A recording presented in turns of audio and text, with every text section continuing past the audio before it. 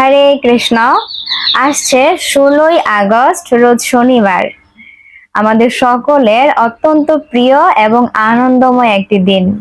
এই দিনটি সম্পর্কে আমরা ইতিপূর্বে সবাই জেনে গেছি এবং এই দিনটি উদযাপনের জন্য আমরা সবাই কিছু না কিছু পরিকল্পনা করে রেখেছি, কারণ সেই দিন আমাদের পরম পুরুষ ভগবান শ্রীকৃষ্ণের শুভ আবির্ভাব তিথি। এই জন্মাষ্টমী মহোৎসব কিভাবে পালন করতে হয় সেই সম্পর্কে আমরা সবাই অবগত, বাকি আমরা অনেকের মুখে শ্রবণ করেছি। তো আমার একটা কথাই থাকবে, আমরা সবাই এই দিন এমন ভাবে উদযাপন করব যেন তার মূল উদ্দেশ্য থাকে ভগবানকে খুশি করা, যেন ভগবান খুশি হয় সেই রূপ কর্ম করতে পারি।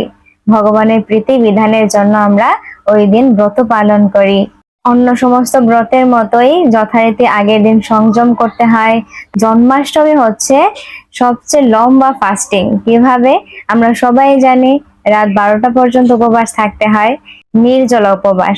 তারপর অভিষেক করে ভগবানের চরণামৃত গ্রহণ করে আমরা অনুকল্প প্রসাদ গ্রহণ করতে পারি। পরের দিন সূর্য উদয়ের পর পারণ, এবং তার পরের দিন আবার রয়েছে আমরা যারা আন্তর্জাতিক কৃষ্ণ ভাবনামৃতের সঙ্গে রয়েছে শ্রীল প্রভুপাদের শুভ আবির্ভাব তিথি। তাই আমরা সেই দিনও দুপুর পর্যন্ত উপবাস থাকব।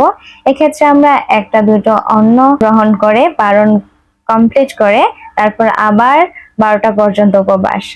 এবং তাছাড়া পরের দিন অনেকে মনসা দেবীর ব্রত পালন করবেন, সেক্ষেত্রে তারাও এভাবে পারণ সম্পন্ন করে একটা দুইটা অন্ন গ্রহণ করে আবার সেই উপবাস ব্রত রাখতে পারেন।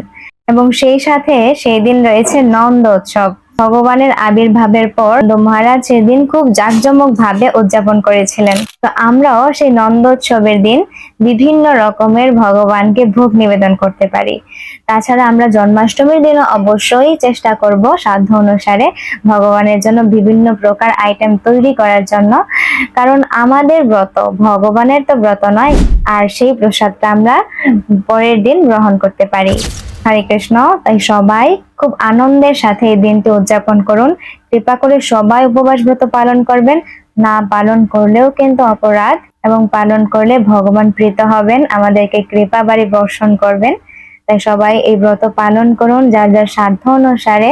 অবশ্যই কেউ সেদিন অন্ন বা পঞ্চ রবি শস্য জাতীয় কিছু আহার করবেন না।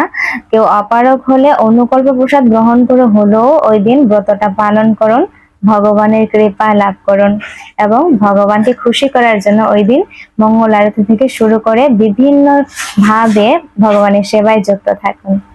হরে কৃষ্ণ।